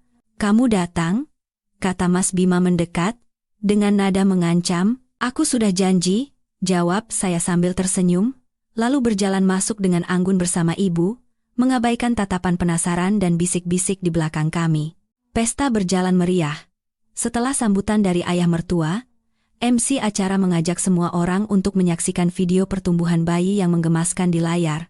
Tepat saat itulah, saya berdiri. Saya naik ke atas panggung, mengambil mikrofon dari MC yang kebingungan. Semua mata di ruangan tertuju pada saya. Mas Bima dan keluarganya memucat, mencoba berlari untuk menghentikan saya. "Permisi sebentar," suara saya terdengar keras dan jelas. "Saya, Maya, istri sah dari Mas Bima. Di hari yang berbahagia ini, saya juga telah menyiapkan sebuah hadiah kecil. Sebuah video spesial untuk suami saya, keluarganya, dan juga untuk Mbak Rania. Sebagai ucapan selamat atas dibukanya lembaran baru dalam hidup mereka." Selesai bicara, saya memberikan isyarat kepada petugas teknis yang sudah dihubungi oleh ibu sebelumnya. Lampu ballroom meredup, dan layar raksasa menyala. Video keluarga bahagia dimulai. Adegan pertama adalah Mas Bima dengan mesra memilihkan baju untuk Rania di mall, dengan teks, "Maret, suami berbohong pergi bertemu klien." Disusul oleh rentetan foto ia dan Rania keluar masuk apartemen Mutiara Residen, makan bersama, berbelanja. Lalu foto keluarga mertua yang memanjakan Rania di kafe, dengan teks, "Aliansi Keluarga." Pesan WhatsApp Rania yang kurang ajar muncul dengan jelas di layar, diikuti oleh salinan SHM dengan 4 nama yang diperbesar memenuhi layar. Dan puncaknya adalah foto-foto di rumah sakit. Mas Bima yang berbohong pergi dinas ke Surabaya, sedang memeluk putra yang ia sembunyikan dengan bahagia. Ballroom menjadi sunyi senyap. Keheningan itu perlahan berubah menjadi bisik-bisik. lalu menjadi kecaman yang terang-terangan. Orang-orang mulai menatap keluarga Mas Bima dengan pandangan tidak percaya. Wajah Mas Bima memucat, lalu memerah padam. Ia berteriak, "Matikan! Matikan video sampah itu sekarang!" Ia berlari ke panggung untuk merebut mikrofon. Tapi sudah terlambat. Video berakhir dengan foto perjanjian cerai senilai 300 juta rupiah, dan teks terakhir. "Inilah harga dari 4 tahun pernikahan dan semua yang telah saya berikan." Lampu ballroom menyala, dan semuanya menjadi kacau. Teriakan orang-orang, jeritan Rania, makian ibu mertua. Para tamu mulai pergi dengan tergesa-gesa sambil melontarkan tatapan hina. Pesta perayaan dalam sekejap berubah menjadi panggung tragedi. Di tengah kekacauan itu, saya dan ibu dengan tenang keluar dari ballroom. Saya tidak menoleh ke belakang. Saya tidak perlu melihat pemandangan menyedihkan mereka. Saya telah melakukan apa yang harus saya lakukan. Sandiwara telah berakhir. Dan ini, barulah awal dari keadilan. Badai yang saya dan ibu ciptakan di Hotel Grand Nusantara ternyata lebih dahsyat dari yang dibayangkan. Malam itu juga, video kekacauan di pesta dan kesaksian detail dari para tamu menyebar dengan cepat melalui media sosial. Wajah asli duda keren Bima dan keluarganya yang terpandang terungkap ke seluruh dunia. Tentu saja, mereka tidak tinggal diam. Terpojok, mereka memulai serangan balasan dengan cara yang kotor dan licik. Keesokan paginya, sebelum saya bangun, terdengar suara gedoran pintu yang gila-gilaan disertai makian. Dari lubang intip, saya melihat Mas Bima dan mertua saya dengan wajah penuh amarah. Tahu bahwa ini tidak bisa dihindari, saya menelepon ibu dan pengacara saya lebih dulu, baru kemudian membuka pintu. Begitu melihat saya, ibu mertua langsung maju untuk menampar saya. "Dasar perempuan tidak tahu diuntung. Berani sekali kamu mencoreng nama baik keluarga kami, mau mati kamu." Saya sudah mengantisipasi ini, jadi saya mundur selangkah dan berhasil menghindari tamparannya. Mas Bima dan ayah mertua juga ikut maju, melontarkan berbagai sumpah serapah dan ancaman. Mereka menuduh saya, karena cemburu buta, telah merekayasa semuanya dan membuat sandiwara untuk merusak reputasi mereka. Rentetan makian sepihak mereka baru berhenti setelah ibu dan pengacara saya tiba. Kehadiran orang luar membuat mereka sedikit gentar. Pengacara saya dengan tenang meminta mereka untuk meninggalkan rumah saya. Jika tidak, akan dilaporkan ke polisi atas tuduhan penyerobotan dan pengancaman. Menyadari tidak bisa berbuat apa-apa lagi, ketiganya pergi dengan enggan sambil terus mengutuk. Tapi itu barulah permulaan. Setelah konfrontasi langsung gagal, mereka memulai serangan pengecut dari belakang. Beberapa hari kemudian, tulisan-tulisan yang memfitnah saya mulai muncul di grup komunitas apartemen dan berbagai media sosial. Mereka menyewa orang untuk membuat cerita yang sama sekali berbeda. Dalam cerita itu, saya adalah istri yang tidak peduli pada keluarga, boros, dan suka main mata. Dikatakan bahwa karena saya tidak bisa memberikan anak, saya menjadi iri dan cemburu pada kebahagiaan orang lain. Bahkan, mereka menuduh sayalah yang lebih dulu berselingkuh, dan ketika ketahuan oleh Mas Bima, saya memutarbalikkan fakta untuk menyerangnya. Kebohongan terang-terangan dan komentar jahat menyebar di mana-mana, mencoba mengubah saya dari korban menjadi pelaku. Tidak berhenti di situ, mereka menggunakan cara yang lebih rendah. Pintu rumah saya disiram cat merah, dan tumpukan sampah berbau busuk diletakkan di depannya. Para tetangga mulai memandang saya dengan aneh. Setiap kali saya keluar rumah, saya bisa mendengar bisik-bisik di belakang saya. Saya hampir terisolasi di lingkungan saya sendiri. Hari-hari itu benar-benar mengerikan. Meskipun saya pikir sudah siap mental, menghadapi serangan yang begitu intensif dan kotor membuat saya lelah dan terluka. Ada saat-saat di mana saya ingin menyerah. Tapi setiap kali itu terjadi, ibu selalu ada di samping saya. "Nak, jangan hancur." Mereka bertingkah seperti itu justru karena mereka takut. Karena tidak punya logika lagi untuk membela diri, makanya mereka pakai cara-cara kotor seperti itu. Kita hanya perlu tenang dan mengumpulkan semua bukti fitnah dan pengancaman ini. Pengadilan tidak akan percaya pada rumor di internet. Pengadilan hanya percaya pada bukti. Kata-kata ibu memberikan saya kekuatan lagi.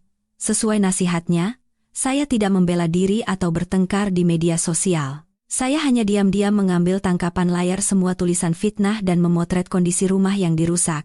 Semua materi itu diserahkan kepada pengacara saya. Pertarungan hukum resmi dimulai, dan saya tahu ini akan menjadi pertarungan yang jauh lebih berat. Tapi saya tidak punya tempat untuk mundur lagi. Ini bukan lagi sekadar untuk mendapatkan kembali harta, tetapi untuk memulihkan nama baik saya dan keluarga saya. Saya harus berjuang sampai akhir. Pertarungan hukum ternyata lebih panjang dan melelahkan dari yang saya duga. Pihak Mas Bima menyewa tim pengacara yang andal. Mereka dengan gigih menyangkal semua bukti foto dan video yang saya ajukan, mengklaim bahwa itu semua adalah hasil editan dan rekayasa jahat dari seorang istri yang cemburu buta. Kampanye fitnah melalui media sosial juga tidak berhenti. Tekanan dari opini publik dan tetangga terasa berat di pundak saya. Meskipun pengacara saya kompeten dan terus meyakinkan bahwa kami akan menang, saya tidak bisa menghindari saat-saat cemas dan takut. Di saat-saat terberat, ibu sekali lagi menjadi penyelamat. Suatu malam, ketika kami berdua sedang memeriksa dokumen kasus, tiba-tiba ibu membeku dengan mata berbinar seolah teringat sesuatu yang sangat penting. "Maya, ibu jadi ingat smart speaker itu." "Smart speaker?" tanya saya bingung. "Iya, yang tahun lalu ibu belikan untuk hadiah ulang tahun ayah mertuamu. Yang abu-abu itu, untuk mendengarkan musik dengan perintah suara. Orang tua itu kan gagap teknologi, jadi cuma dipakai untuk dengar berita. Tapi setahu ibu, speaker itu punya fitur merekam percakapan sekitar secara otomatis untuk meningkatkan pengalaman pengguna. Siapa tahu, harapan samar muncul, tetapi segera memudar. Tapi bagaimana cara kita mengambilnya kembali, Bu? Mereka tidak akan pernah memberikannya pada kita." Ibu tersenyum misterius. "Serahkan pada ibu." Keesokan harinya, ibu menyiapkan sekeranjang besar berisi buah-buahan dan ginseng mahal. Beliau berkata akan mengunjungi besannya untuk terakhir kalinya, mencoba berbicara sebagai sesama orang tua. Saya khawatir dan ingin ikut, tetapi ibu melarang, mengatakan ia harus pergi sendiri. Seperti yang diduga, awalnya mereka bahkan tidak mau membukakan pintu, tetapi ibu memohon dengan air mata, mengatakan bahwa bagaimanapun mereka pernah menjadi satu keluarga, dan dengan anak-anak yang sudah sampai ke pengadilan, bukankah sudah seharusnya orang tua bertemu untuk terakhir kalinya, demi menyelesaikan masalah secara baik-baik? Apa tidak malu dilihat tetangga? Mungkin karena sisa-sisa harga diri, mereka akhirnya mengizinkan ibu masuk. Di dalam, ibu sama sekali tidak menyinggung soal perceraian. Beliau hanya mengeluhkan takdir dan jodoh, lalu dengan cerdik mengalihkan pembicaraan ke kesehatan ayah mertua. "Belakangan ini wajah Bapak pucat ya? Pasti karena banyak pikiran." "Oh iya, ngomong-ngomong, smart speaker yang saya hadiahkan tahun lalu, tidak ada masalah kan?" Katanya, dari pabriknya, ada program penarikan untuk update software gratis, biar performanya jadi lebih bagus. "Mau saya bawakan ke pusat servis?" Ayah mertua, yang buta teknologi dan kebetulan sedang kesal dengan alat itu, langsung mengangguk. "Oh, iya, bawa saja, suka macet-macet sendiri, bikin kesal saja." Ibu mertua tampak sedikit curiga, tetapi ibu dengan cepat menambahkan, "Iya, Pak. Nanti saya urus, dan sebagai tanda perpisahan dari saya, akan saya gantikan dengan yang baru dan lebih bagus." Mendengar kata baru dan lebih bagus, ibu mertua tidak berkata apa-apa lagi. Begitulah, ibu berhasil membawa pulang speaker yang bagaikan harta karun itu. Kami segera memanggil adik sepupu saya yang ahli gawai. Setelah beberapa saat mengutak-atik, ia menghubungkan speaker itu ke komputer. Ratusan file rekaman muncul di layar. Kami menahan napas, mendengarkan file satu persatu. Sebagian besar hanyalah suara berita, musik dangdut, dan percakapan sehari-hari yang tidak penting. Tepat saat kami hampir menyerah, sebuah file rekaman membuat kami semua berhenti. Waktu rekamannya adalah sebulan yang lalu, suatu malam setelah Mas Bima meminta cerai pada saya. Suara Mas Bima dan ayah mertua terdengar sangat jelas. "Ayah mertua, ayah agak khawatir, kenapa dia setuju cerai semudah itu? Jangan-jangan ada rencana lain?" Mas Bima dengan nada angkuh. "Rencana apa, Yah? SHM sudah ada nama kita. Tabungan pribadinya sebentar lagi kita kuras. Perhiasan warisannya juga sudah aku sembunyikan baik-baik. Dia tidak punya bukti apa-apa. Ayah mertua, mau melawan bagaimana lagi? Setelah cucu kita akikah, langsung usir saja. Perempuan mandul memang harusnya pergi dengan tangan kosong." Mas Bima tertawa sinis. Benar, ya. Untung dulu aku pintar menyelipkan surat pengalihan hak di tumpukan dokumen pinjaman itu. Bodoh sekali, dia tidak baca sama sekali dan langsung tanda tangan. Kami semua membeku. Inilah dia, pengakuan yang keluar langsung dari mulut mereka sendiri. Bukti tak terbantahkan, bukti pamungkas. Ini dengan jelas membuktikan semua penipuan dan konspirasi penggelapan harta mereka. Dengan tangan gemetar, saya menyimpan file rekaman itu ke dalam USB. Air mata kembali mengalir. Tapi kali ini, air mata kelegaan dan harapan. Perang kotor mereka, dengan segala fitnah dan trik licik, akan berakhir di hadapan bukti yang begitu jelas ini. Keadilan akhirnya ada di tangan saya. Hari sidang terakhir.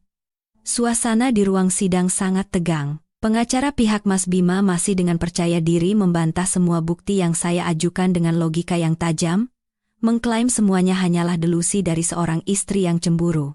Mas Bima dan keluarganya duduk di seberang dengan ekspresi angkuh seolah yakin akan menang.